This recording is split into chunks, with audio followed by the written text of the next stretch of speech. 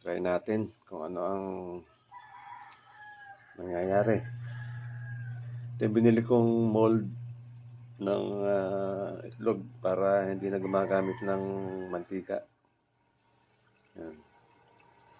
I don't know what happened. Panoorin natin at abangan ang susunod na kabanata.